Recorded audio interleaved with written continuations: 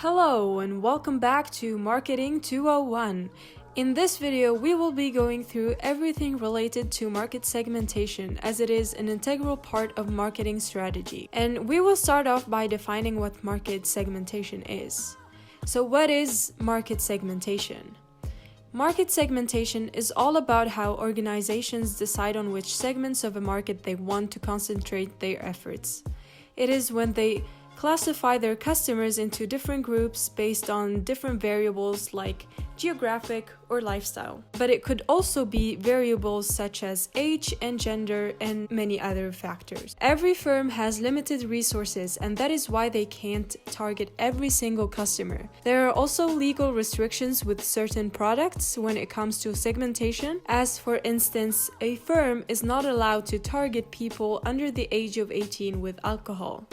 The segmentation process is also divided in 3 steps, also called the STP process. The first step being classify customers into groups, secondly select segments for marketing, and lastly expose selected segments to marketing. However, we are only going to focus on the first step and everything relevant to it, because if you do everything correct in this step, the next 2 will be much easier to develop. Now I'm gonna give you an example of segmentation with the product vodka, where if you go to the retailer's website, you cannot access it if you are under the age of 20. Their target group is therefore people above the age of 20 and has nothing to do with gender or any other factor.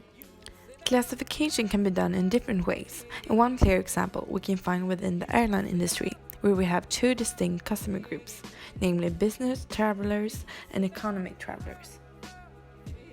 No human activity of main importance is possible without classification, and it typically happens very fast. 2 main classifications errors that usually appear due to this is that an object is allocated to a specific existing category, despite the fact that it belongs to another category. An example is that we already have segments in our brain that we allocate new information into, despite that we should put it in another segment. For instance, mixing up competitors with each other by mistaking the brand name for a product in the same category. The second error that usually appears in addition to the fast classification is that an object does not fit into an existing category. For instance, a red card of spades. Our brains do not know what to do with that and does not recognize it and therefore ignore it.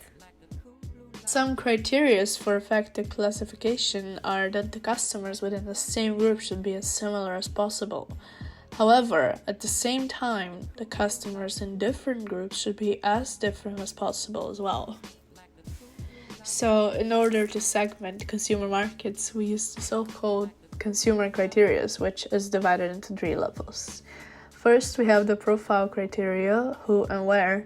Then we have the psychological criteria, why and who. And last, we have the behavioral criteria, who, how, where, and when. When firms classify their customers into different segments, they should also take into consideration the customer's needs. A need is defined as a gap between an existing and a desired state, and it can be identified to the means-end model. The means-end model describes different levels of needs, attributes, benefits, and values.